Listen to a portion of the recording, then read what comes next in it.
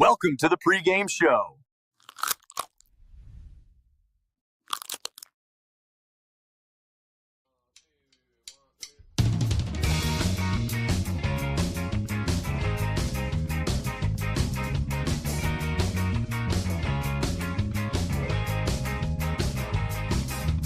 Running through these towns, kicking psychedelic sounds. I leave my heart down on the ground. Since I don't have you around, I grab a bottle off the shelf and go and drink it by myself. Say you wanna talk it out, well I don't think I need your help. Think I'm better off alone. I made my whole run on the road. I won't spend my lonely nights talking on the telephone. I find a girl at every show, but I will never let you know how much I regret the past and why watching you go, because hearts ain't smart, they're built for fools.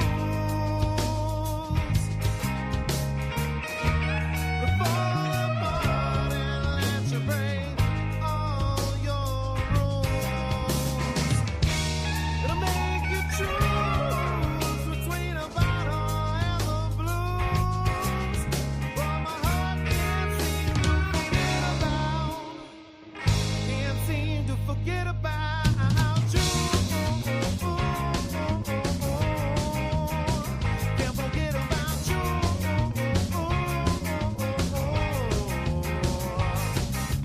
Last 3 months, like a donkey on a chain, I got my heart off your leash, but you still infect my brain. So now I'm running round in circles, cause I can't forget the pain. Like 1,000 shiny daggers every time I hear your name. Though I have to get control of my body and my soul. I pick my heart off the floor like I had to twice before. Should have cared a little less, we should have loved a little more. Now we both regret the past as we're walking out the door, because hearts ain't smart, they're built for fools.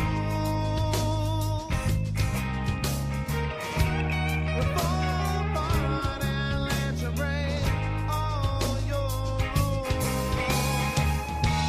It'll make you choose between a bottle and the blues.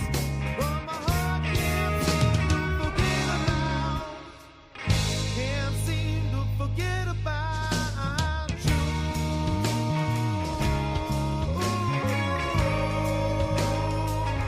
Can't forget about you.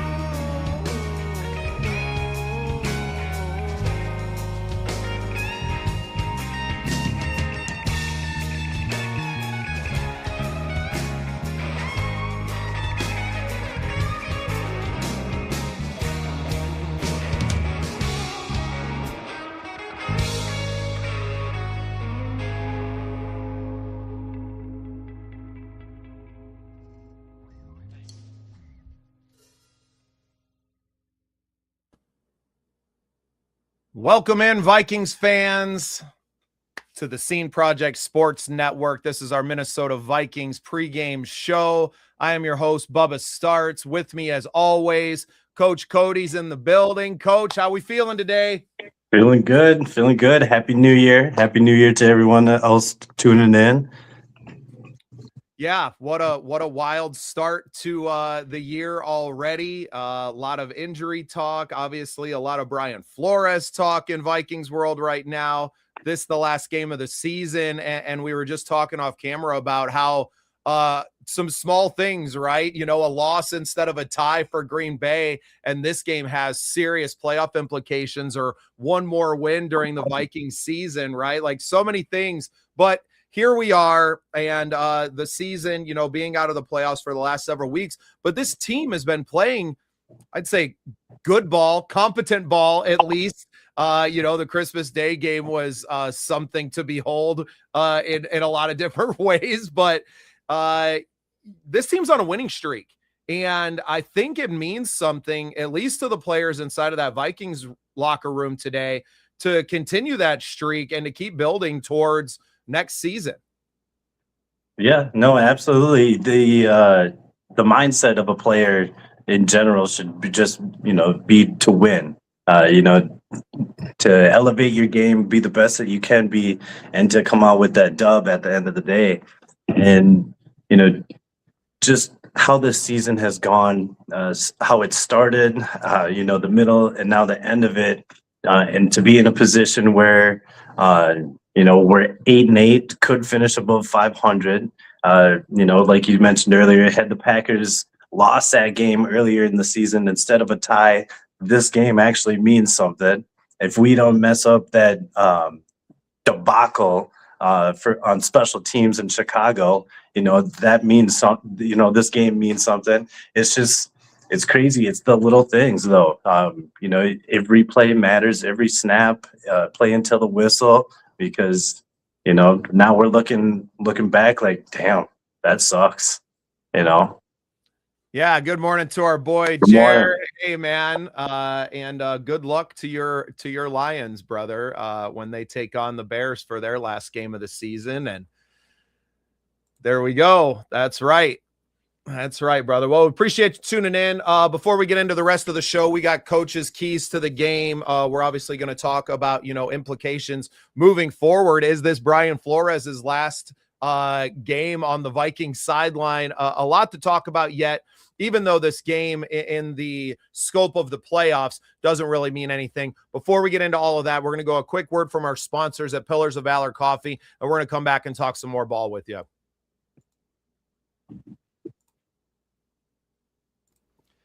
As we cheer on our Minnesota Vikings, let's also recognize true heroes.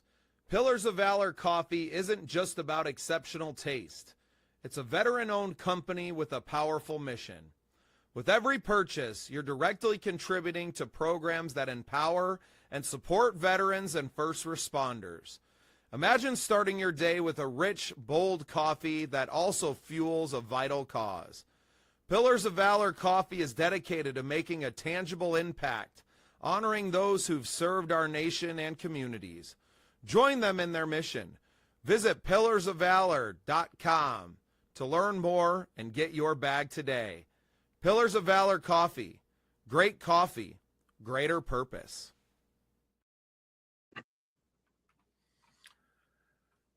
Yeah, so as we said, this game is between the Minnesota Vikings and the Green Bay Packers. It will be a home game for the Vikings at US Bank Stadium. A huge shout out to our partners at Pillars of Valor.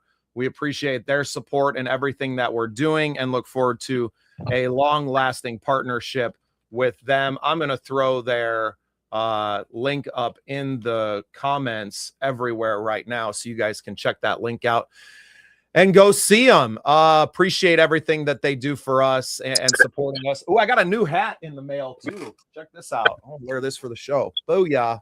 Got my Pillars of Valor hat now. I am official, guys. That's what's in my cup. That's what's going to be here coming soon as well. So, yeah, obviously with them, they're very involved with what goes on during the season. Vikings tight end TJ Hawkinson is part owner of Pillars of Valor. So founder Zach Husted spends a lot of time at the stadium and kind of around and in that world during the season. So we're looking forward to, as the season comes to a close here today, doing a lot more with them and getting out together in the community. I think that's kind of like the most exciting part for me working with them, is so much of my life has been spent around events, right? As a musician, and obviously our parent network, the Scene Projects, is really focused on the entertainment world. And that's where I feel like I can bring a lot of value to great companies like Pillars of Valor. So Coach, we're going to get you one of these here soon. So yeah, well, Big B in the chat today. He's got the link. I know he's probably, you guys are always working, doing something. So yeah. Appreciate B. And he brings up a good point I mean, that's number one on the docket today, right? We got to get Justin Jefferson that 1,000 yards, feeding him the ball. And I think that's the most exciting part about having JJ McCarthy starting today rather than Max Brosmer. No offense to, former Golden Gopher quarterback Max Brosmer, but we have a mission today, and that's to make sure that the leader of this team gets these, individual accomplishments out of the way, right? Like he deserves it in every way. He's been the consummate professional all season. You haven't heard him bitch and moan one single time about not getting the ball and things. So yeah, that's definitely what we got to do. Yeah, no, if anything, that's should be key point number one. And he's been two and three. yeah, basically. And it's sad that we have to come to this, that it's had to come to this, to the point where we're looking for a quarterback that can just get 53 passing yards. Like, let's Well, just be. and JJ McCarthy was on the was on track, playing much better. The Dallas game, I think, was a real kind of coming out party. You saw his personality coming out a little bit with the gritty into the end zone on the quarterback keeper. You saw the things that, as a fan who, are JJ, I don't want to say apologists, but big JJ fans, and were high on the kid coming in, that you saw those things. You saw a little bit of that attitude, and you're still talking about a very young man. I mean, he's so baby faced, right? 22 years old still, and doing a lot here. You know what? I haven't heard of Jared brings up thing. Heard Justin Jefferson and his girlfriend are expecting. I had not heard that a little bit. I'm not tuned into all the social aspects of the team, sadly. But, I know the other JJ had a baby, and TJ Hawkinson just had one too. So there's a baby fever around the Vikings organization in the last 12 months. Yeah, that's crazy. It's an exciting time though. But also can, somewhat be a distraction, because, you want to be there for your family, and, you still want to perform at the highest level. And, we're adding an extra life into the world, precious life into the world. You're not going to be able to spend as much time on film and dedicated to a certain amount of a workout routine. But, if he is, I'm happy for him. It's always nice and an exciting time, just, bringing a life into the world. Right. And I think that's a little bit of an overlooked thing, is that, as because it's their job, and it's, they get paid a lot of money to go out there and to play a game, that we forget that they're still human beings that face all those same challenges. It is no different for them, even though they have some more of the comforts, right? They're making a lot more money than you or I, so they don't have the same worries, but you're still going through a pregnancy with your significant other. And like you said, bringing in this new life and all the things that, I know you're a parent, and I have my 3 kids as well, that stress and anxiety, especially if it's your first one.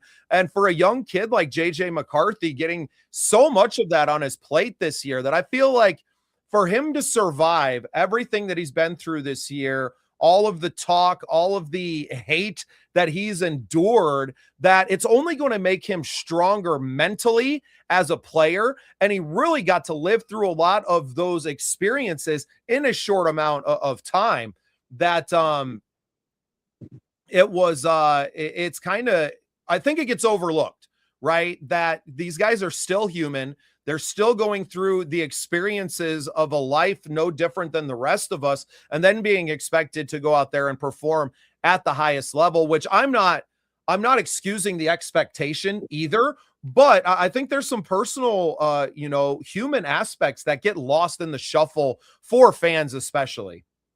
Yeah, and it all starts with this age. I feel like we tend to forget how young he actually is, just because of where he was picked in the draft and the expectations. And then you go into the year, and then him and his girl, they end up having the baby Rome, and he went through just a roller coaster of emotions this year, the highs and the lows. But it was, I feel like, a good thing for him, because he learned real quick, like, you have to play to a certain standard, or else people are going to start coming at you, and they're going to come at you quick. And when, you're coming from the Michigan to Minnesota, that spotlight is just that much bigger. Everything's magnified that much more. So if the fans turn on you, you're going to hear it, and it's going to bother you. So, this is going to make him stronger. It's, going to definitely make him give that extra effort, so he doesn't hear it from the fans. I'm pretty sure he wants to go back to everybody calling him 9, but for now it's just JJ.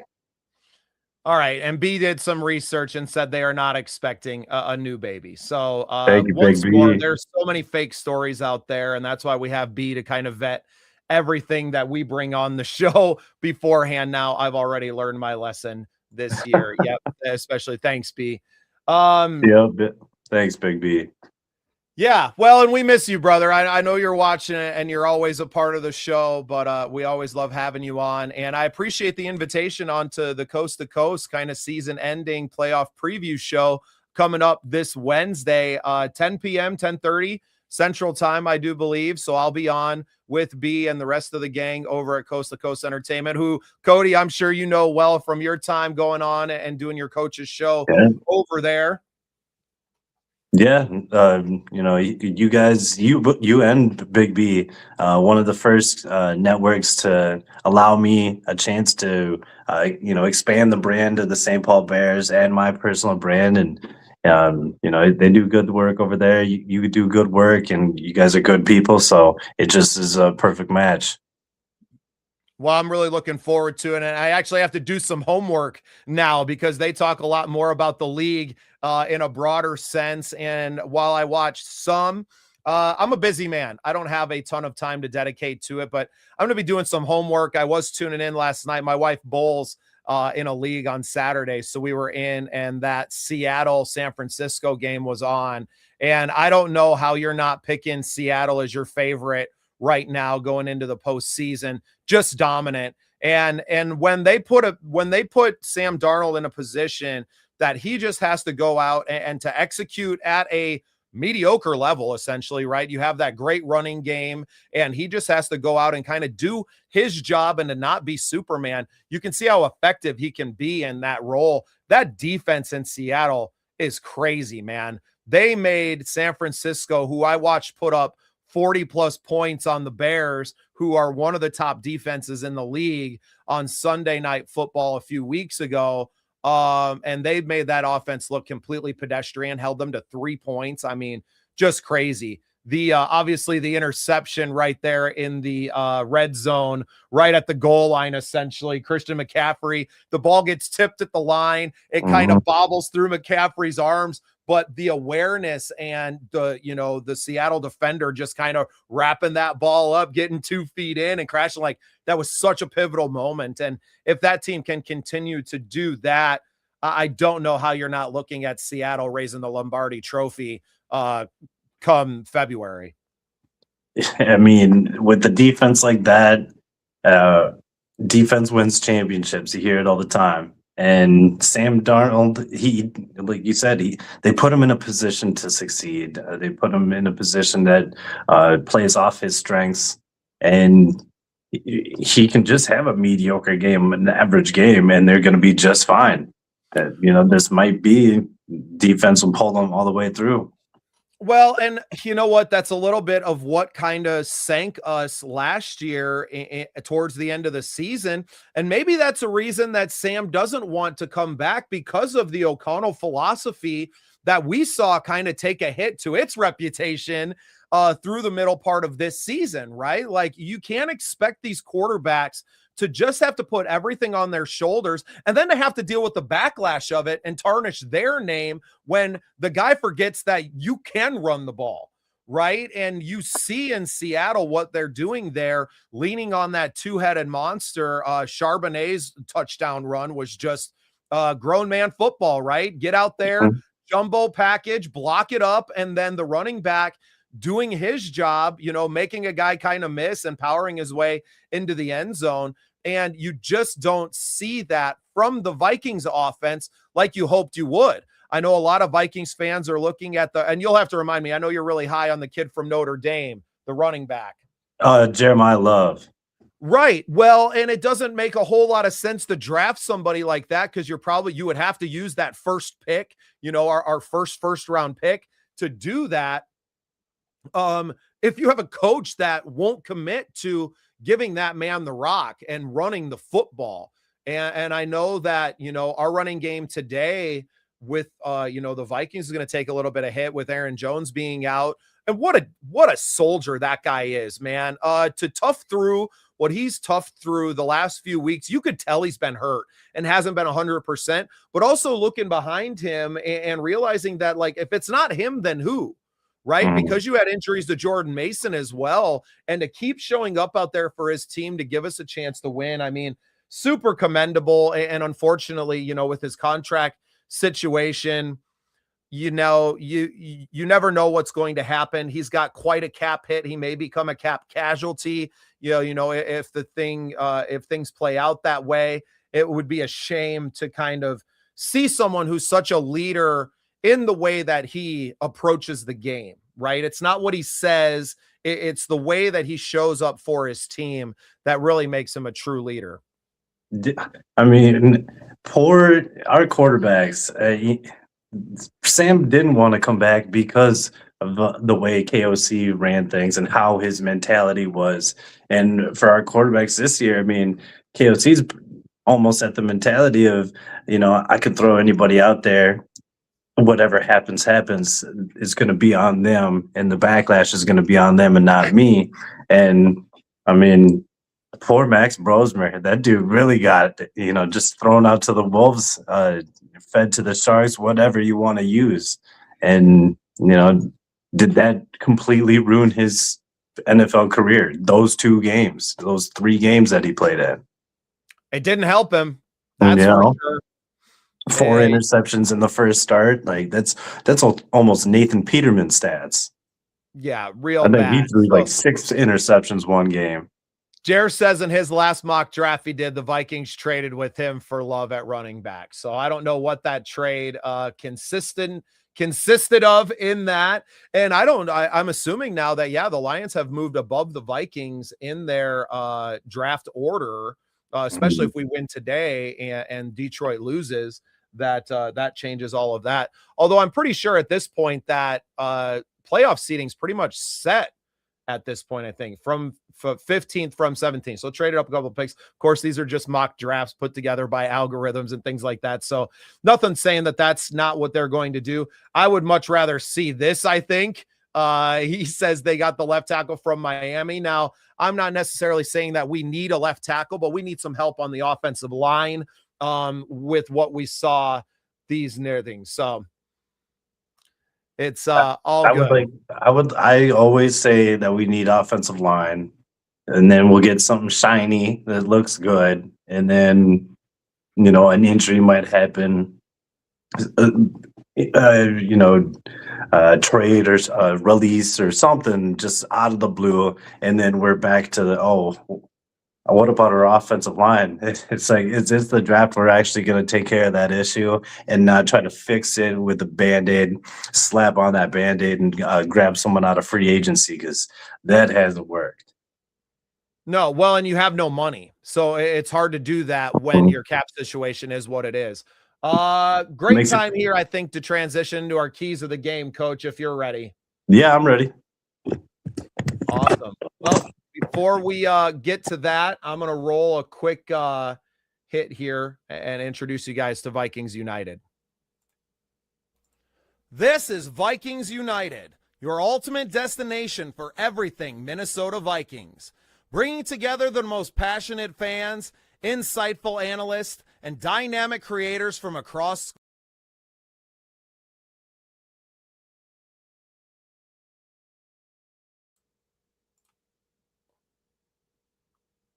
So every week, Coach Cody delivers his 3 keys to the game. Today, we may have some interested today. We weren't really sure who was going to be starting at QB, but containing Malik Willis and turning his scrambles into explosives. I don't know if he's going to be starting today or not. Win up front and control the run game. That could be a key every single week and usually is. And the defense and special teams for this Minnesota Vikings team must carry the load. So getting into it, Coach, we're going to start right away with key 1 here, containing the quarterback and not letting him turn scrambles into explosives. Sounds good. I'm right there with you. I'm not sure if it's going to be Love or Willis for sure, but like Clayton Tooney. Clayton Tooney. That's right. Well, I mean, that's what you get for doing your keys a week early. I know. Look, ain't that some, man? That is. It's just, it never fails. Scouting report on Clayton Tooney real quick. I know nothing about him. I just know, I don't even, he's a rookie, right? I mean, I didn't do much research on him. Coach. Yeah, key to winning up front and controlling the run game. I feel like this is just beating the dead horse. Green Bay can still hit you on the ground. Josh Jacobs, he might still be hurt, banged up. Everybody's gonna be hurt. Everybody's not 100%, but he's been dealing with nagging injuries, and so we'll have to see if he comes out. Participant in their practice on Friday. Mhm. Game status wasn't announced though, so game time decision whether I'm sure he'll be suited up, but his usage today may be limited just because they can't afford to lose anyone, right? They're in the playoffs already, so they can't afford to take any hits here as they move forward. So yep. And then they couldn't, because Green Bay, they've shown the ability to lean on the run when needed. And if the Vikings don't win on them early downs, it's going to be a long day. Let's see if that Vikings defense comes out and, comes up to, puts up a challenge. It's battle of third string quarterbacks, second string quarterbacks. JJ McCarthy's going to be out there, but who knows how long he's going to be healthy. So, it's just a toss up game, really. It's still weird that this still could have been massive importance to the playoffs had it just been a couple plays difference going the other way. For Minnesota, the run game must be there. Aaron Jones is going to be out. Chandler's been banged up, so it's going to Chandler's been banged up. Let's see. So we got Scott Mason. He's been banged up in and out. So Mason was a full participant on Friday, so it looks like he should be a full go. Perfect. I mean, he'll obviously be getting the bulk of the carries today. Mm-hmm. Well, and with our talk about drafting a running back, Jeremiah Love, this game is going to be an evaluation, a quick one-game evaluation as to who is going to be left over staying in that running back room, because Jones isn't going to be coming back probably, and if he is, it's going to be very, very cheap restructured deal. He might even just hang it up after this year. So we got to figure out something. This is going to be a test. We're going to have to see what we got, and if we don't have anything promising, we're going to have to make a move in the draft because we don't have any money. Yeah, and for today, it leaves us in a position where, similar to the Christmas Day game, that you had to get creative with your running game, and the biggest play of the game is the Jordan Addison end around that goes for 60+ yards and a touchdown, right? There's the and I wish we would have saw more of that throughout the year. I feel like that's something we saw a lot more of last year, and you just didn't have a lot of it. I feel like the few times they did try, it didn't work. And for Kevin O'Connell as a play caller, once something doesn't work, it goes to the back of the sheet and it never comes back out. Right. And there's very little variation sometimes of that. So yeah, I hope to see a lot of jumbo today. Again, put the 3 tight ends out there and just run the ball, go run the ball, and let JJ get the other JJ the ball, right? Let Jefferson get his today. Put a lot of these things to rest, knock the few things that are left on the list kind of off that list, right? Check the boxes. And come out with a W to finish this season and to finish your last 5 games of the season on a huge winning streak. Mm-hmm.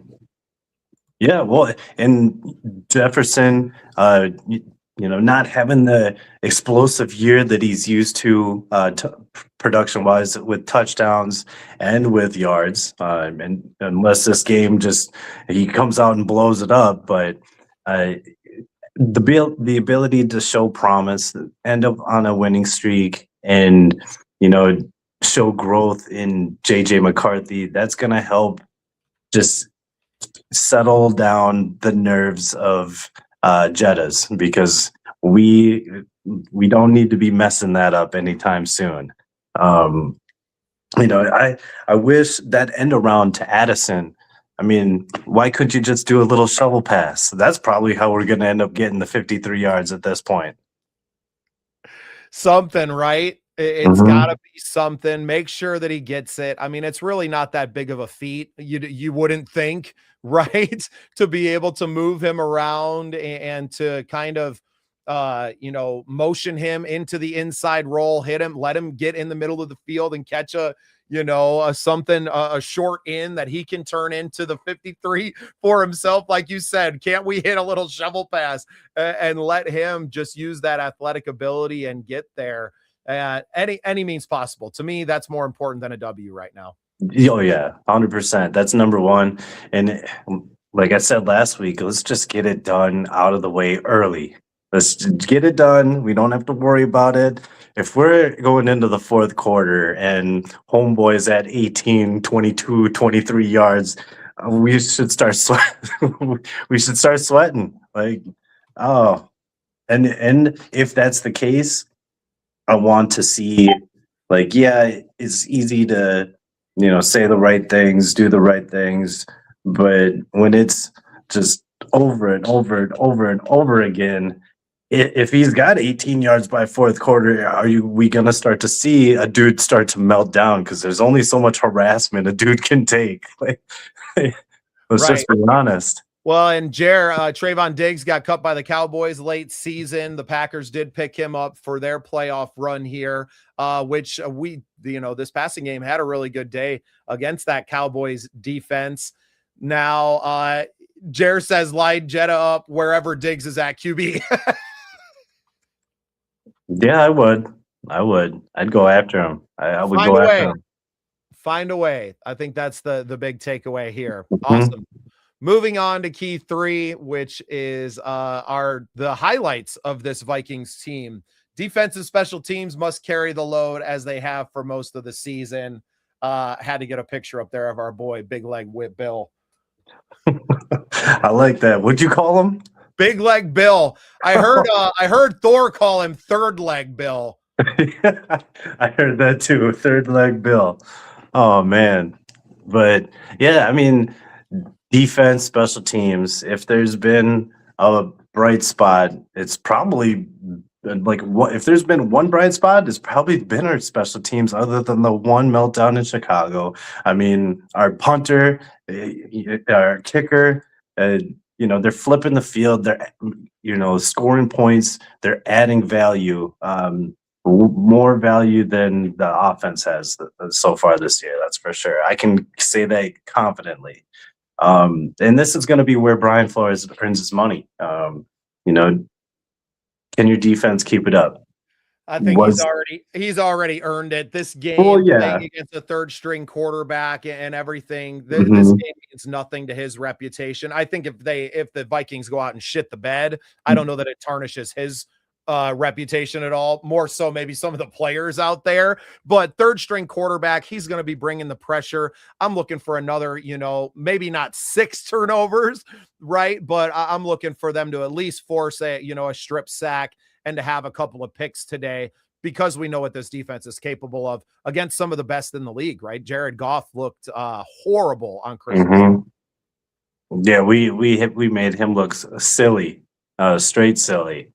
And can we win the turnover battle? Big B, if you're still watching, I'm gonna need you to look up something for me. But our turnover ratio, I know it was looking just god awful ugly there for a minute, but last few games, I mean, it's not like we've been getting just a couple, we've been getting a handful. So, can that number come up and maybe even turn it around? Can our players continue to play fast, aggressive, disciplined, trusting of the teammates? You mentioned Aaron Jones being just that dude and playing while being hurt, knowing that there's nobody really behind him that can help add value. That's where you can see a football player that loves the game, truly finds passion in the game, compared to someone who's just in it for the paycheck. I mean, if you're missing games just because you got a cough and a couple hiccups, you should probably get released, but just dealt with outside of the facility. we live in Minnesota. I got friends and family that have season tickets to Jacksonville Jaguars games. If they're going to be coming from Minnesota to Jacksonville, whoever they're going to watch, Trevor Lawrence, Travis Hunter, they better be playing in that game.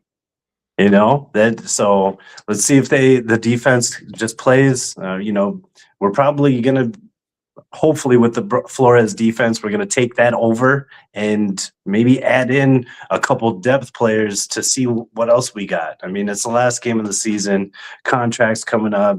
You got to get something on tape, whether it's to trade for draft capital or, just get players on tape to, get them an opportunity somewhere else. No, looking up the turnover ratio, we're still -8 after like a +5, +6, I think last week. So you're saying there's a chance we could do it. Just go have another explosive day on the defense and take the ball away on every possession. And you could come out even for the year after the historic mark that they had last year. And it just goes to show you that without a lot changing on the defense, now obviously Heron Smith was a little hobbled at the beginning of the season and those things, but it shows you how much of a difference it can make. And once this defense kind of got healthy, and I don't know if it's necessarily like getting used to their new team and maybe some new assignments with, Jonathan Allen and Hargrave, that this defense came on and finally found where that pressure was going to come from and really turned it on these last few weeks.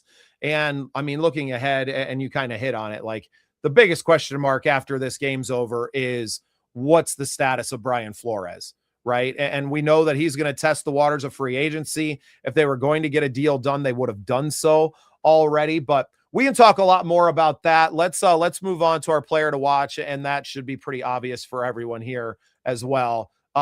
It's Justin Jefferson. Yeah, no brainer. Week in and week out, other than I think we had a kicker up there for a couple weeks. Just Jefferson, like we said it earlier, and I can't stress it enough. You have got to get this dude the ball. I don't care what you have to do. I don't care if it's a double reverse pass, a flea flicker. Hopefully the flea flicker works, not like the one Carolina tried yesterday. But get him his yards. Ending the year, breaking three records, that's just as good. Yeah, and that too. Go out and have fun, but if Justin Jefferson gets this 53 yards, gets the 1,000 yards, you're gonna see pressure off of everyone's shoulders, especially the KOC, because now he's not. The defense knows that we're gonna go for him. The defense knows we have to go for him. So, unlike any other week, but for some reason, this week just seems, epic in proportion to, previous ones, just because it's his last chance. Who wants to ruin a streak 6 years? Are you kidding me? If I do 5 years doing something and I ruin that streak on the very last game of that sixth season, I'm going to be upset. I'm going to be upset for Justin Jefferson. Yeah, because there's a chance to break it, right? Like 50-some yards, not insurmountable, right? It'd be different if he was out half the season and he needed to watch, he needed to get 150 yards still, right? Where you're like, fuck, we've barely thrown for 150 yards in our last 12 games.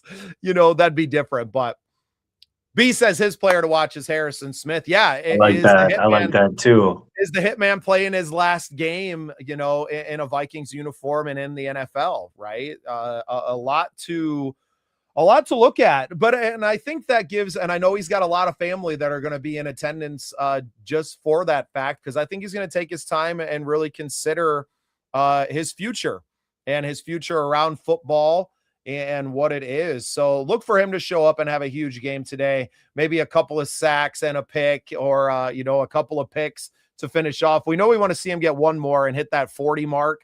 So definitely looking for him to, be back there in that center field against a third string UDFA quarterback, right? Like, the kid's going to cough up the ball. It's just a fact of life, I think, unless they don't let him throw the ball a la Max Brosper on Christmas Day, then he's probably going to cough one up. So yeah, definitely in concurrence there with B. We'll be watching the Hitman very closely today.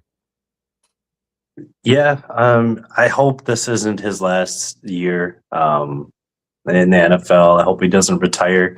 If so, man, he was one of the best to ever do it, and to do it with one team. That is, a feat that not very many people can say. And just to be in the league that many years, playing at a high level, speaks to his ability as a player, his mental as a player and as a man. And if anything, come back for one more year, cheap deal, and just help us add depth, because it's going to take a couple years to mold this roster back into something. To just give us one more. Look at the production that's starting to come. The defense has been turning it around. I mean, if we can keep this momentum going into next year, what? I would freaking love it. Oh yes. How cool would that be? Would KOC do it though? You know what? There's really nothing to lose here for this Vikings team. I think that it should be a fairly easy win for them, considering where the Packers are at and who's going to be on the field. Talent-wise, the Vikings should be the favorite, right? And I don't know what the betting lines came out to and if they're taking all of those into it. Hey, well, welcome in. Norsefius. Awesome, man. Yeah, we are relatively new. We started about halfway through the season. The Scene Projects Sports Network. Coach Cody, my name is Bubba Startz, the host here. What's going on? We do a pregame show, and then we have our Vikings United. We do every Tuesday at 8 p.m. But just a fan show. Big fans here of the team. Coach Cody is a indoor football league coach, so he brings a lot of insights to the game that I think makes us really unique. So thanks for tuning in. If it's your first time, make sure you subscribe to the channel and follow along. And if you'd like to come on and talk ball with us sometime, we're all about bringing in other fans and having conversations, man. That's what it's all about here. We're not trying to talk down to people from some kind of pedestal like we're better or we know more, but we're just talking about this team in more of a tailgate barroom kind of style. So appreciate you tuning in for the first time. A lot of new fans, obviously. We're just starting out here. So yeah, really appreciate it. And thanks for tuning in, Norsefius. Yeah, no, appreciate it. Badass name, dude. Yeah, I was just gonna comment on that too. But were you able to look up a little bit on the quarterback for Green Bay there? Just that he's a undrafted free agent out of the University of Houston. So came from a small school. I mean, Brian Flores should destroy this kid. It just but it's gonna also be that, on the other sideline that LaFleur's not a dummy, right? He's not going to put his quarterback in a position to do that. Norsefius, no, I haven't heard of the Vocal Vike channel, but we'll definitely be checking them out. We kind of want to be the home for other creators to come on. You've seen our friend, if you've been watching the show at all, Kneecap Biting Jer has a show on the Detroit Lions. We have some friends that do Packers shows, do Bear shows as well. So kind of focusing mostly on like NFC North, but our co-host, Brandon Herrara, Big B, he has the Coast to Coast entertainment network that he's a part of, and they talk more general football stuff. So yeah, man, a lot of great things to come. Appreciate you subbing to the channel and checking us out today. We really appreciate all the new fans. So I mean, I don't know how much information is going to be out there on, I can't even remember the kid's name, to be perfectly honest. There's so many storylines inside of this Vikings team that have really gotten the headlines and attention. Nobody's even really concerned about the game because it has no relevance on the grander scale playoffs or any of those kind of things that we we've kind of tuned out from that, right? And it's become all about the very Viking centric headlines. Is this Harrison Smith's last game? Is this Brian Flores' last game here? Aaron Jones, TJ Hawkinson, right? I mean, he could be a cap casualty with as much money as he's got on the books right now, which we hope not, as Pillars of Valor go, that he stays on the team and helps us out. And always shout out to our sponsors, Pillars of Valor Coffee, of which Hawk is a co-owner. We're really got a lot to watch for today, and it's going to be bittersweet out there on the field because of the way this season has gone. Right. No, it's sad that it's coming to an end like this. I wish that it sucks that we only have 18 weeks of NFL football. I wonder who's going to be a cap casualty. It might be it might be Hawkinson. I mean, his production hasn't really been there. I don't know. How are we going to be able to bring in another quarterback to compete with JJ McCarthy? Will it be through the draft, or can we make something happen with Lamar Jackson? I would like Lamar Jackson over Joe Burrow, that's for sure. Hey, appreciate your service, Norse Fies. Operation Combating Veterans Suicide. I am the marketing and PR director of that organization, founded by Mrs. South Dakota International. That's where I live, is here in South Dakota. So not too far away from the Minnesota border. I'll be right back. You're good. I'll kind of talk with our fans here. And obviously, veterans mean everything to us. We appreciate your service and all of theirs. And it's a big reason why Pillars of Valor is a sponsor of our programming as well. We connected on that. So every bag of coffee that is sold from there, money is going back into veteran programs in and around the Minneapolis area. So huge shout out to Zach and that. Yeah, Northwest, I agree, man. I don't know what their move is. I really don't want to see this team trade draft capital to bring in someone who you're going to put in a competition. To me, that doesn't make sense. I think what's more likely is that you kind of see what's on the scrap heap, per se, as you get into like the post-January or July 1st cuts, right? As you're moving into training camp and that area, to see who the surprise cuts are because of the draft and who's come on to these other teams as well. So we're kind of wait and see. I'm not huge on the Burrow. I think the price is just going to be too high to do something like that. What you give up ends up tanking the team for the next several seasons. I just don't think it makes a lot of sense. Lamar Jackson, I don't know that he's a real scheme fit for what KOC likes to do. A tremendous talent, right? But any of the trades to me kind of seem like they're off the table. You have 10 picks in this year's draft. You have to make those work. And for me, that's why, our first free agent acquisition has to be B-Flow. We got to figure out what's going there, because if we don't have B-Flow moving into the 26-27 season, you're talking about a lot more problems, right? If you lose B-Flow and Harrison Smith, this team might be headed for a rebuild anyway. And on the defensive side, where you've been so solid. And I totally agree with you, man. Trading the boatloads of picks and all the draft capital that you're going to go for a guy who, if Mick Glass and JJ is getting that moniker now because he's always injured, Burrow has been injured more than the young JJ McCarthy has. And I think you've watched McCarthy battle back from the ankle injury. I think he got kept out even a little bit longer this year and was probably ready to come back sooner, but KOC's keeping him out because of some of the mechanic issues and some of those other things. I see that ankle injury is also kind of a soft benching while you had Carson Wentz, who was out there kind of performing.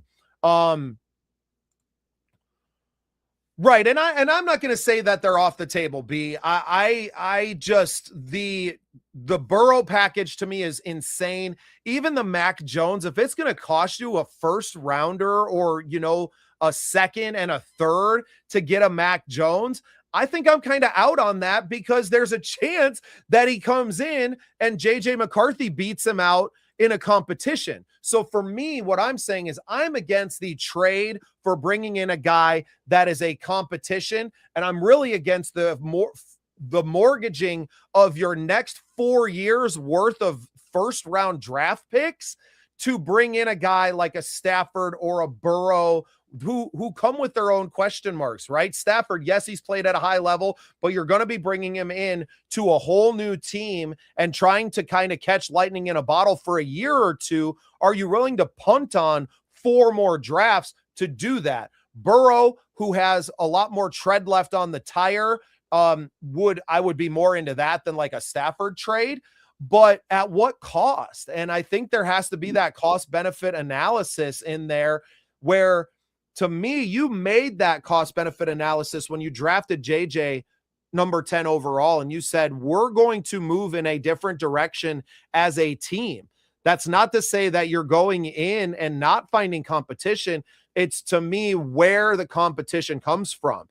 This team's got a lot of holes moving into next season, especially if you are losing Brian Flores, Harrison Smith on that defense. Jonathan Allen may be a cap casualty. Like, you got a lot of holes to fill on this team that you can't just go out and trade all the draft capital away. But also, you have to be confident in the man making the picks. And that speaks to a larger organizational, structure and who's making these picks. If they're not going to fire Kwesi, are they reorganizing, who is the head of your scouting? At this point, all the scouting's been done for the year, right? If you had a problem seated inside of that, scouting department, that you have, you have bigger problems. Danielle, my wife, chiming in. Coach doesn't have his red Solo cup. The red Solo cup equals a win. I don't know if it's what's inside of the cup that counts or if it's just the cup. I'm not sure. It's just the cup. Just the cup. It's got to be just the cup. And yeah, Shelly, thanks for tuning in. I appreciate you. Lady Persia, congratulations to you all on a great season of giving back to the community of Vikings fans. What you and Marcus have done with the calendars this year and with everything else that you've done, the joy that you've brought in, to fans with the face painting at the tailgates, myself included. I need to bring up our graphics so everybody can see the awesome job she did on mine. I was up at the game in October or November rather for the Veterans Day game. The shout out there. So she does face paint for everybody, and just really appreciative of you all. And like I said, the joy that you bring to the fans of this team. I'm so very grateful to call you guys friends and to have you tuning in every week. So, Coach, we're going to have to get your face painted when we go and do this live at the tailgate next year for home games. You know what? What the heck? I'll do it. Well, look at you. Look at the fierceness on that face. We need she's very famous for like the lines over the eyes. Oh, I like that. I like everybody. that. Yeah, it's a great look, man. I went with the McCarthy triangles over here, and yeah, look at, she's already saying we got to get you hooked up, and we're really looking forward to. We have some more sponsors that we've been talking with, and I don't want to get ahead of our skis over with that, but we have some people that really believe in what we're doing and are huge Vikings fans as well. So we're looking forward to their support and moving into the next season, where it will allow us to do some more really fun things. Obviously, with me coming from 5 hours away, it's not always easy to get up to Minneapolis for every single home game, but we hope with more support from our sponsors that we'll be able to, maybe help us with those travel costs to come up and have our own booth set up there, whether we're right next to Lady Persia in the tent and doing the pregame show right from there or not. And we get to do that for every home game. We will see, but really looking forward to continuing this coverage and a lot more coverage coming in here. B says, if B, Flo, and Smith don't return, Vikings will need to find a face of the D. Exactly. And yeah. I think that's why, that's the most important storylines post-game here is was this it? And I don't think you're going to get any kind of announcement, right? Like Harrison Smith isn't going to come out and retire in a post-game press conference, right? I think he's going to take his time because there hasn't been any formal declaration either way. He's just kind of coming to the end of that contract, and you don't know what's going to happen, right? There's been no extension talks. And the same thing with Flo is that, he's kind of left it on the table. He's betting on himself to go out there and to see what it is.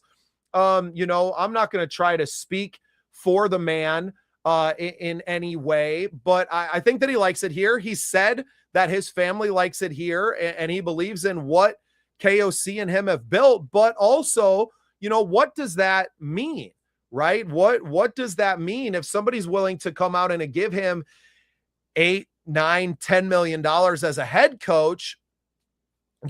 Obviously he's not going to get that kind of money as a coordinator, but can he get $5, $6 million a year to stay here as the, assistant head coach, which Mike Pettin has that title now, and the defensive coordinator, and to continue building and to chase this thing, and I think we kind of talked with it, that KOC's contract runs till 2029. Do you get them in and put them both on the same path, right? To say, hey, we're going to give Flo a 3-year extension, matches with him and KOC. We get that organizational stability. And Coach, maybe you can talk about that. You've been a member of several different organizations now, in the indoor football league and kind of in a lower tier of football. But how important is organizational stability for year-over-year success? Extremely important. You want to build that rapport, and it's hard to have to build that rapport every single year, bringing in new faces. So when you get to a point where you have a lot of people coming back, less turnover, it makes everything, it's like you're instantly comfortable. You can have those hard conversations right away if you need to. Without having to have that feeling out process, that feeling out point of like, hey, how much can I razz this guy before he really starts to get mad, or, what kind of things make the team just glow and flow and, just be a well-oiled machine. I believe that you hit it right on the head. We have to extend them. It has to match KOC, and that way, they can sit down and be like, okay, here's our 3-year plan, and everybody's on the same page. You get your goals, and then you backtrack it from there. How do we attain those goals? What steps do we have to take? It's just, everything works out. Everything's so much more smooth when you have that ability and been building that rapport year after year. Do you feel like he's kind of putting the ball back into the Vikings because he's taken his time and has said, hey, we're going to handle this. I'm going to go test the free agent market, that they kind of have to court him in a different way now, where you don't have those exclusive negotiation rights that you did while he was under contract.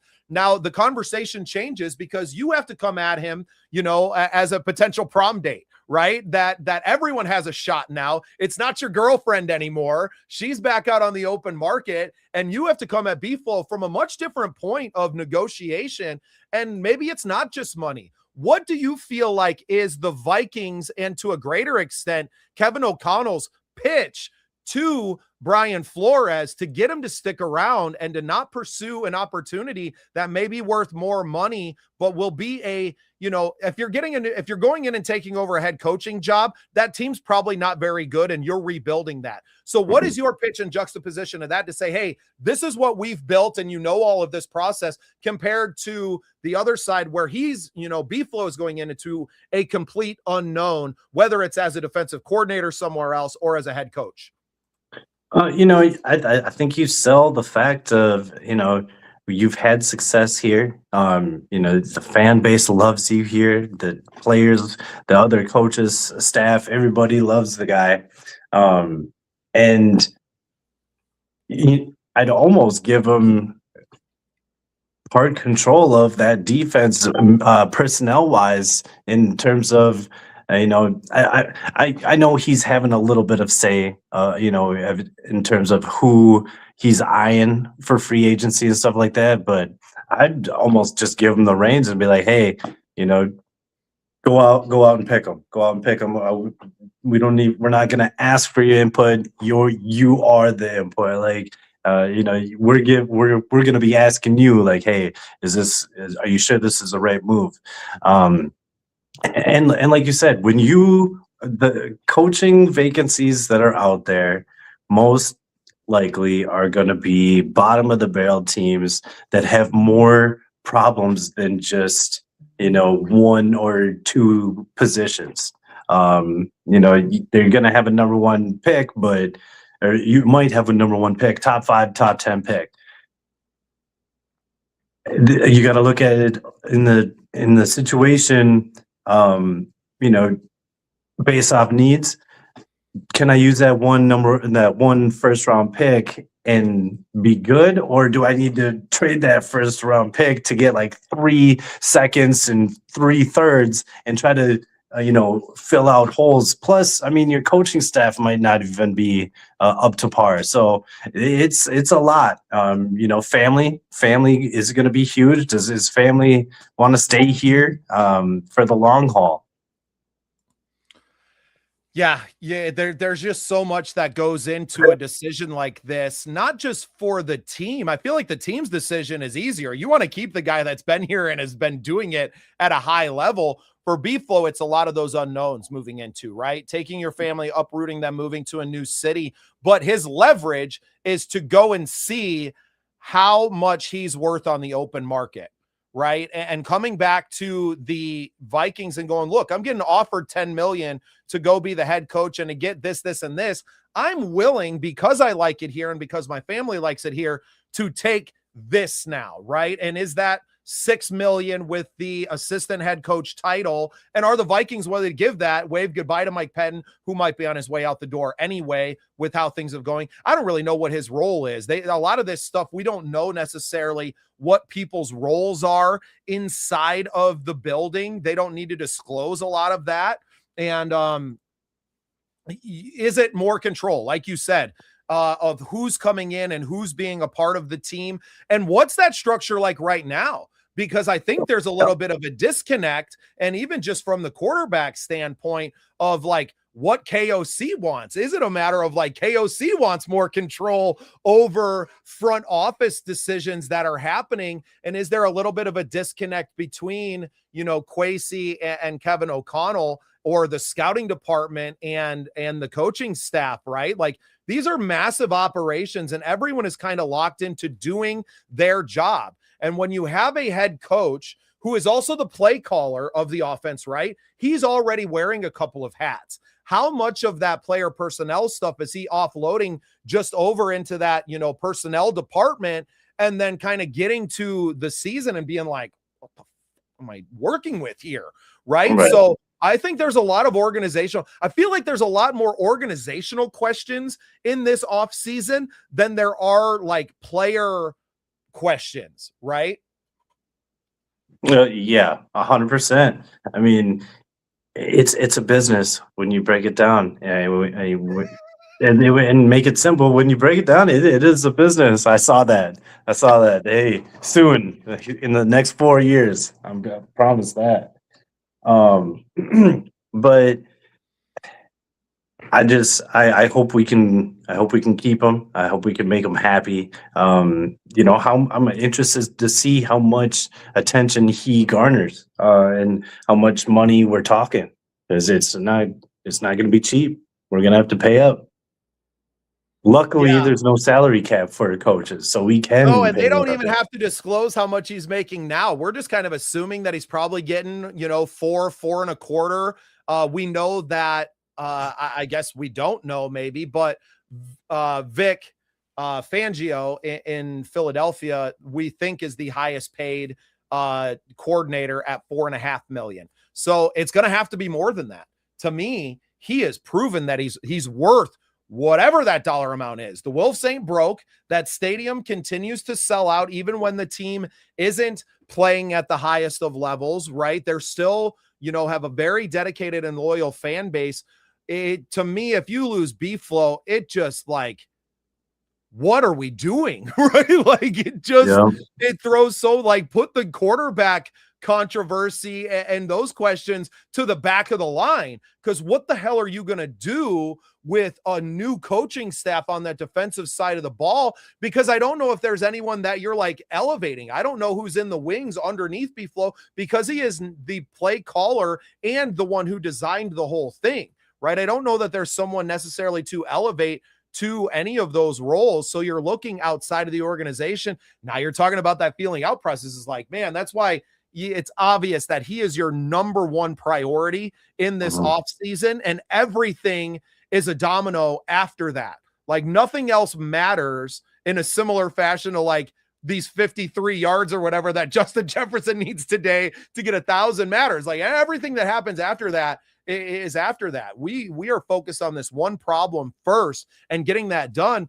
And it's going to take, I think it's 10 days or something after the season before these talks can even really start. And I don't know if that's after the Super Bowl is over and the whole season's done, or if it's after our season is finished. I'm a little unclear on some of that stuff, and I'm sure B could fill me in on some of that. Yeah, it's going to be interesting for sure. I hope we don't lose him. Honestly, I hope we don't, because you just look at the past few years, just taking free agents, people that were cast offs and maybe a salary casualty, salary cap casualty, and just kicked off the team, let go, and he was able to grab these guys that some people didn't know, anything how did about. How did you let Nahshon Wright out of the building? Right? Yeah. You know what I mean? There's some serious questions that need to be asked of the personnel department to go, why haven't we been able to develop draft picks? Why have draft picks not worked out here from the last 3 drafts? Why do we not have the coffers full of guys? And why are we needing to go spend the most money in the league to fill out our roster? To me, those are the second things on the docket. Get the B-Flow situation figured out. And then a lot of exit interview questions as to why is this happening? Why are we in this position? And who the hell's call was it to get Jeff Okudah? Yeah, that was, and that's just taking a flyer on a guy just because of where he was drafted. If he wasn't drafted that high, if he was drafted second round, third round, his career might have been done, and he wouldn't have even had a chance with the Vikings. But top first round pick, there's always that chance. There's always that chance with everybody. But with this history, he was on the Lions. We see him twice a year. I didn't see much. He didn't raise my eyebrows, but we needed depth, and I guess that's the best they could do. Good. So B says coaches can talk about any openings when their season is over. Maybe they're not able to sign for 10 days. For some reason, I have this, I had heard 10 days in here somewhere to where a decision can't be made. But yeah, there's a lot of things that we want to see from this. Obviously the quarterback talk steals the headlines a lot of times, and it's just there's so many more questions on this team. You have to retain B-Flow. If you don't, 2026 might be a tanker of a season, regardless of who's playing quarterback, because this defense looks totally different because he has such a unique structure to the way that he does things. Let's go. K and B slots. Thanks for tuning in, guys. A skull to you. And yeah, let's go. We want nice. JJ to show up today. I'm excited. I was going to be really disappointed if this was Max Brosmer against whoever's the third string quarterback of the Green Bay Packers. There's not I'm still watching the game, but I'm not excited. I'm excited now to go in and to watch this game with my wife and to watch McCarthy go out there to prove something to all these people that continue to hate on this kid. I thought even in the beginning of that Giants game before the hand injury, and I think that hand injury had a lot to do with that ball coming out. That ball was out before he got hit. Like, to me, that wasn't a strip sack. If you want to call it a fumble, I thought he got it going forward anyway, but, it ended up not mattering in the game. And I think it gets looked at a lot differently in that situation. But he was showing you the reason you liked him with the legs, all these different things. So, yeah, KMB Slots. Hey, we appreciate you guys tuning in on YouTube. Make sure you subscribe to the channel with us. Give us a comment with your prediction for the game today, as far as the score and everything goes. We'd love to put it up here too. Yeah, well, and exactly. These interviews all next week, Norsefias, are going to be huge. There's a lot that we need to disseminate as far as like what were this, because honestly, like we were talking about at the beginning of the show, we are one win from being in the playoffs, right? To being in the Packers 7th seed. One game, them just losing one more game changes everything. So it's kind of disappointing to see where it's at, but we've been through a lot this year. The 2 overseas games, nobody stayed over and has played that. This team went through a lot this year, and to come out with a chance today to finish above 500 with everything that's happened is a testament to the culture that you have, to guys like B-Flow and KOC as coaches. 24-13. You know what? I hope they don't even give up 13 points. Third string quarterback. I want to see a shutout today. I'd love to see this defense go out and to shut this damn team out. Would love it if they put up 24 points, man. Well, and I want us to find a quarterback. I want us to find a quarterback. Let's pass for over 100 yards. I'm wishing the biggest wishes right now because I know it's not going to happen. But I'm just looking at some stats here.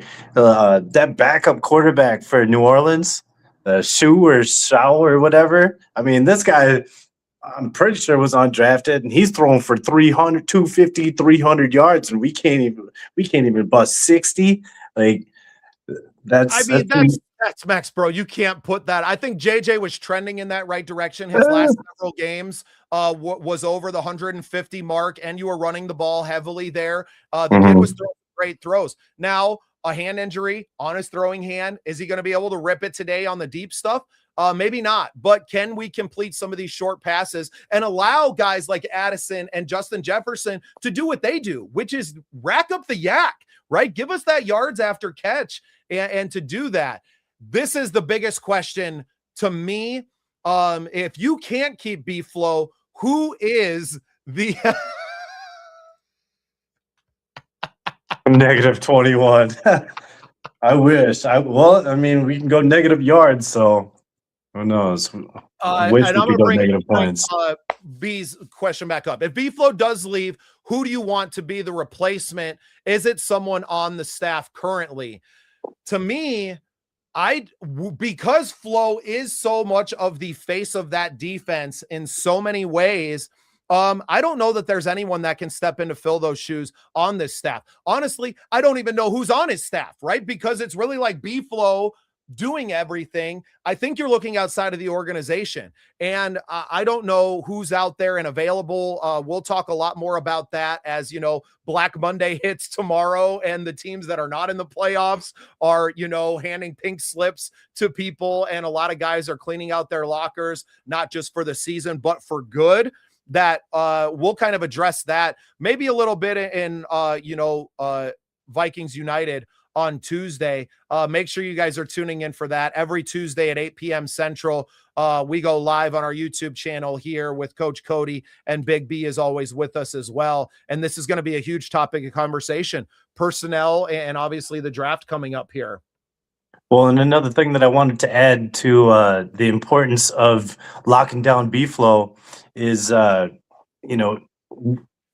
only got prime Justin Jefferson for what, 3-4 years, like in his prime years. 3-year timeline right now, Cody. That's the way I'm looking at it. And the way that I'm structuring Flores' contract is like, let's get everybody on the same timeline to 2029, right? Mm-hmm. And I can't agree with K and B more right now. The drops, Addison's drops alone, change the narrative around JJ McCarthy, right? He probably has 3 more touchdowns. He has a shitload more yards, right? And Jettas too. They've both dropped touchdowns for this guy, man. So it's, you know, the book is not closed on JJ McCarthy. The book is not closed. And there's so many people that punted on this kid freaking 8 weeks ago. And I'm telling you, have a little bit of patience right now. Let this play out. Let him get a full off season where he's not rehabbing an MCL injury, right? Let him get some work with Addison and with JJ, building that chemistry in the off season. We can have hey, you know what? I'm with you guys, dude. I have a lot of faith in this kid. The proven track record of being a champion. I like his attitude. Some people don't like the gritty into the end zone. I freaking loved it. I loved it, man. I want to see more of that, because when this team is performing at a high level, I want somebody that can lead this team and to have a little bit of edge to their game. And even if it is presser after where he's like, yeah, they told me not to, but it's who I am. And I did it anyway. I like that. I don't like yes men. I don't need Minnesota nice from my quarterback position. I want somebody with freaking balls. I want somebody with a little bit of an attitude. And you need that at the most important position in professional sports. You got to have it. Oh yeah. And I got faith in I got faith in him. I've looked at it from a different perspective.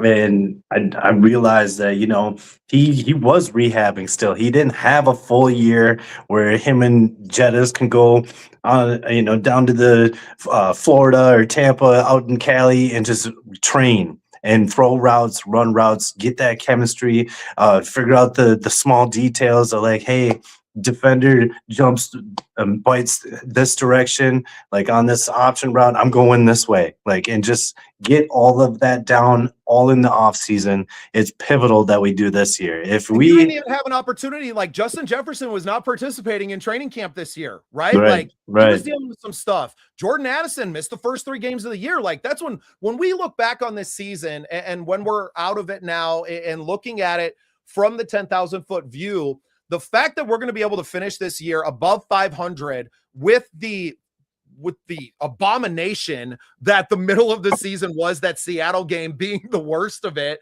right? Which, I mean, now you're looking at that Seattle team a little bit differently, I think, now at the end of the season than you were in the middle, because they look legit. After watching them last night, they're legit Super Bowl contenders. I don't have any doubt about it. Sam Darnold be damned at that position. And before you get into you know, a lot of people, why didn't we keep Darnold? Because look, Darnold is doing what he's doing with this team, and that team is doing what they're doing because they're not asking him to go out and throw the ball 40 freaking times a game, right?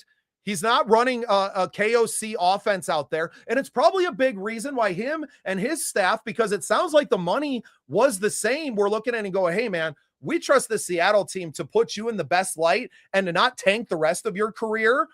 Because his value has only gone up now, right? Mm-hmm. People are looking at him differently because of the system, and system is so important in this league.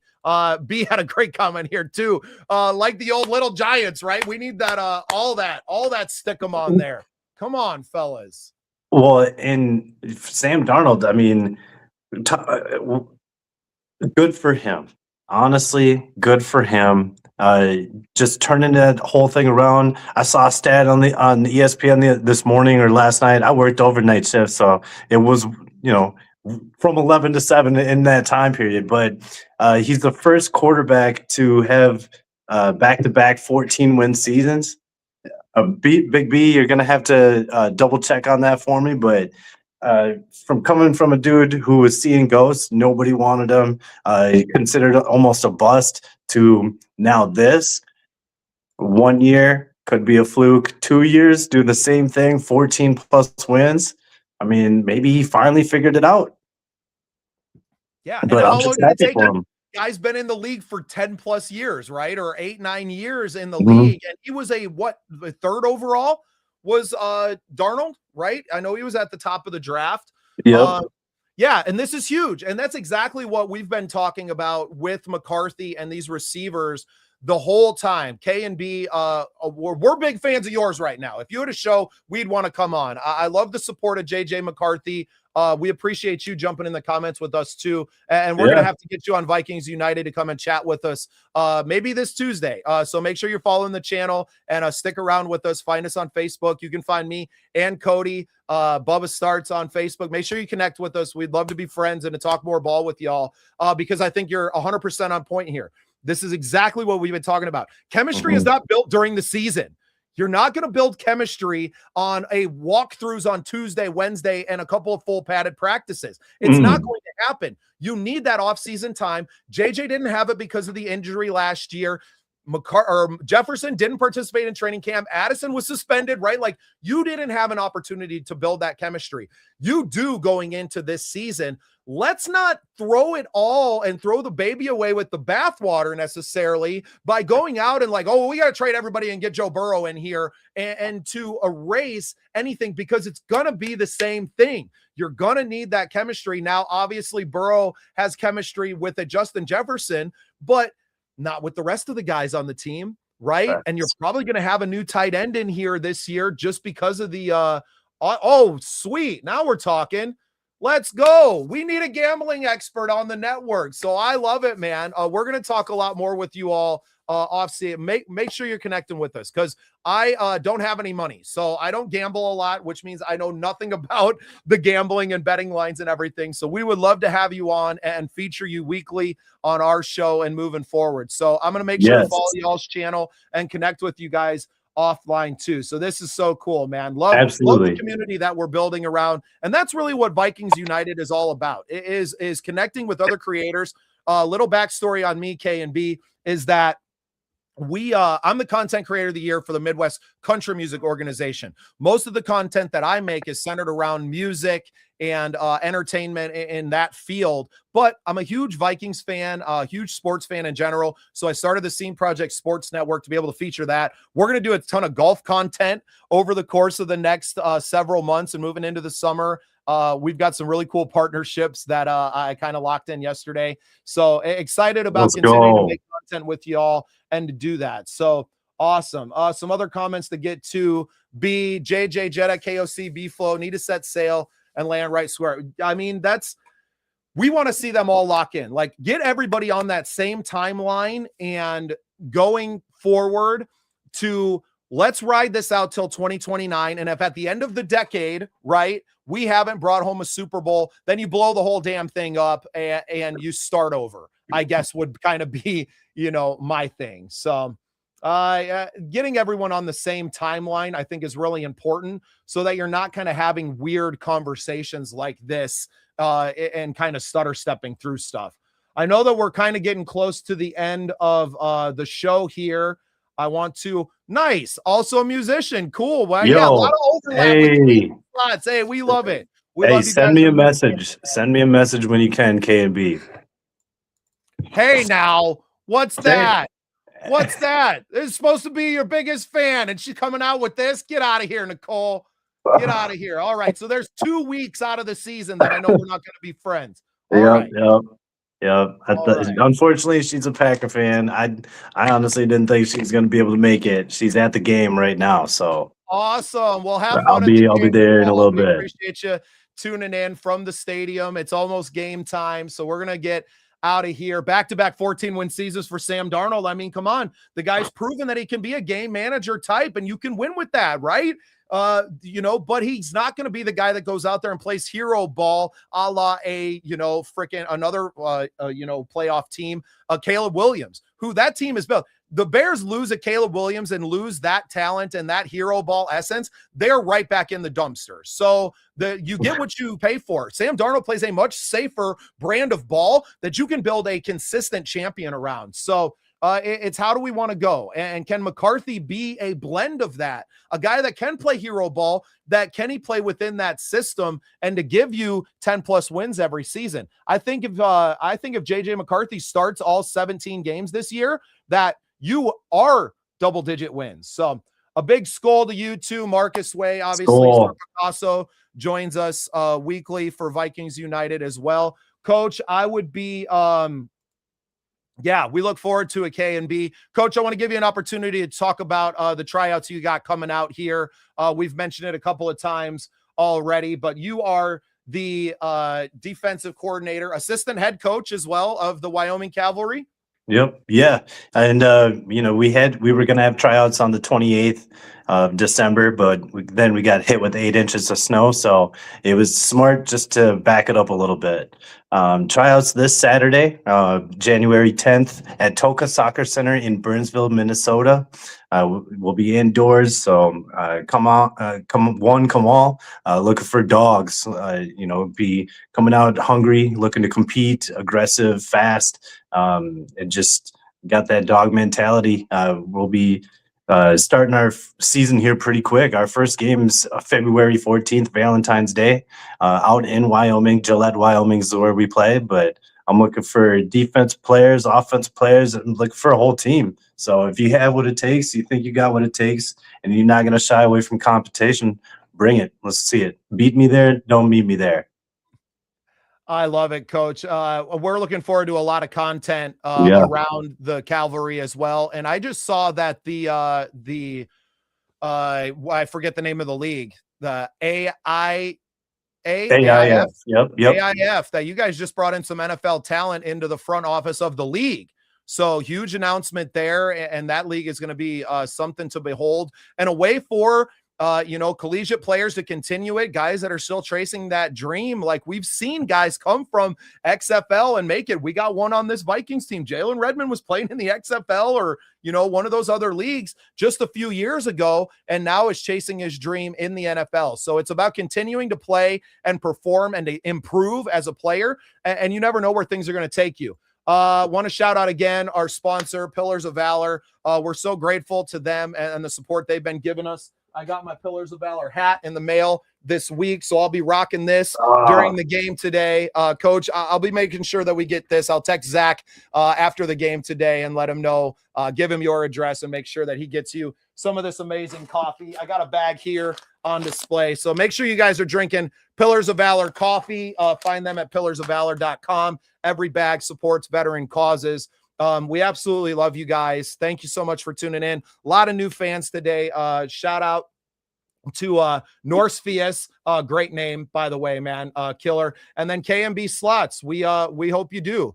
Can't wait to make some content with you guys and continuing to do that. Shout out to Shelly and Marcus for tuning in with us always. My wife Danielle, I'm sure, is still watching as well. Let's go get this W today. Let's get it done, man. Let's go prove that these wins over the course of the season weren't a fluke, and go prove that this Vikings team is going to have something to prove in the 2026 season as we've flipped the calendar now and a lot to go out there and play for still. So, Coach, freaking love you, man. This has been so awesome getting to do this pregame show with you, and obviously Vikings United as well. But any final thoughts as we sign off today? Let's get Justin Jefferson to 1,000 yards. Let's get this dub, and let's go to bed with a nice border battle victory. I love it. All right, Coach. Well, you have a great game. I'm sure you're probably working and as you always are. But to everyone who tuned in with us, thank you so much. Skol Vikings, and let's get that dub today. Have a good one, man. Skol.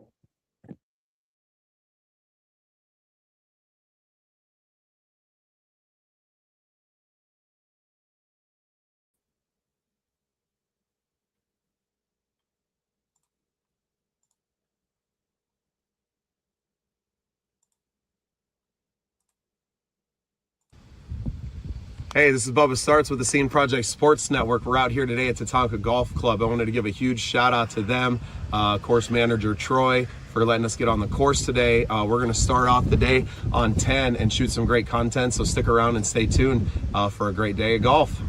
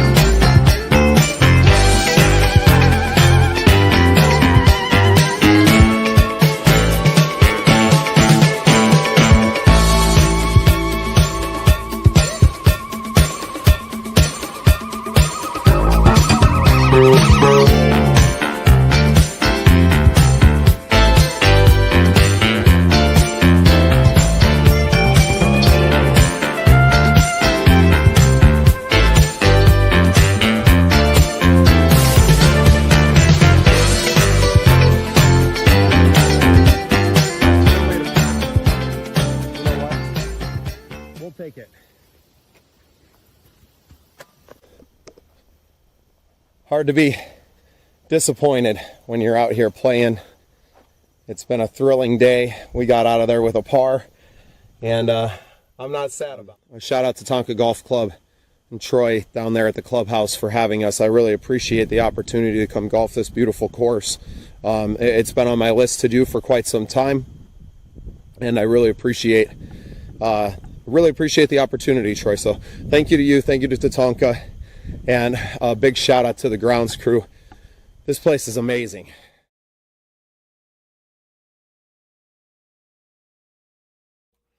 This is Vikings United, your ultimate destination for everything Minnesota Vikings. Bringing together the most passionate fans, insightful analysts, and dynamic creators from across Skull Nation. Get ready for deep dives, spirited debates, and exclusive insights from Coach Cody. We're celebrating our community, honoring our heroes, and fueling your fandom with Pillars of Valor coffee. This is more than a show. It's a movement. This is Vikings United.